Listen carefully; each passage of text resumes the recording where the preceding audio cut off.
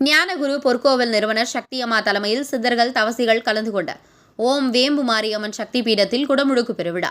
சித்திரை மாத புனித நாளான ஞாயிற்றுக்கிழமையில் வேலூர் மாவட்டம் அணைக்கட்டு தாலுகா அத்தியூர் கிராமத்தில் ஓம் வேம்பு மாரியம்மன் சக்தி பீடம் என்ற திருக்கோவில் அமைந்துள்ளது.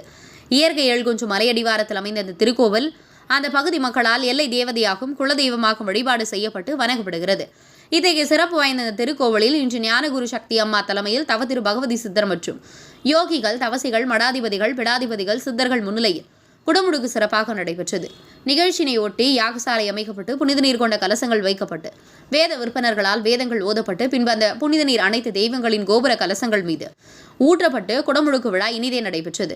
இந்நிகழ்ச்சியில் ஏராளமான பக்தர்கள் கலந்து கொண்டு ஓம் சக்தி கோஷம் முழங்க பக்தி பரவசோடு அம்மனை வழிபட்டனர். உங்கள் பகுதியில் உடனுக்குடன் முக்கிய செய்திகள் உங்கள் விரல் நுனியில் காண எங்கள் தவசி நியூஸ் 24 சேனலை காண தவறாதீர்கள். உங்கள் வேலூர் மாவட்ட செய்தியாளர் ராஜேஸ்வரன், உங்கள் தவசி ரமேஷ்.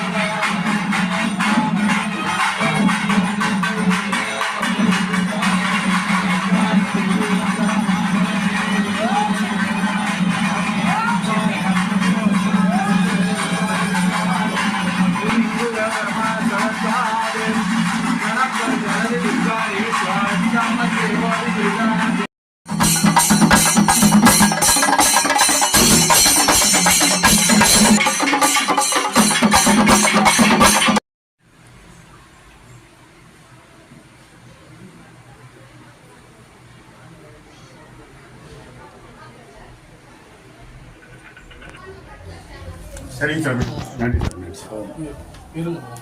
வாங்க அப்படியே வாங்க.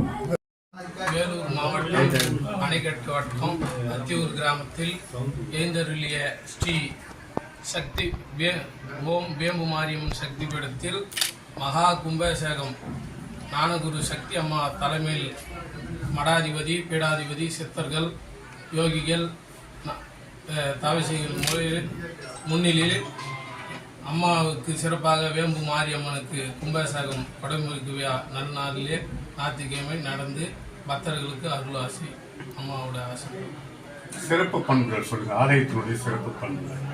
அம்மாவோட சிறப்பு பண்புகள் என்னன்னா, குழந்தை இல்லாதவங்களுக்கு குழந்தை வரம், கல்யாணம் ஆகாதவங்களுக்கு கல்யாணம் ஆகிறது, அமாவாசையில் சிறப்பு யாகம், வேள்வி எல்லா பூஜையும் நடக்குது, அன்னதானம், கோ பூஜை இதெல்லாம் நடக்குது. அம்மாவோட சன்னிதியில் அம்மனை தரிசித்து உங்கள் வாயில் மீண்டும் மீண்டும் வளர்ச்சி பெற அம்மனை தரிசித்து உங்கள் வரமாக அம்மனை பிரார்த்திக்கும்.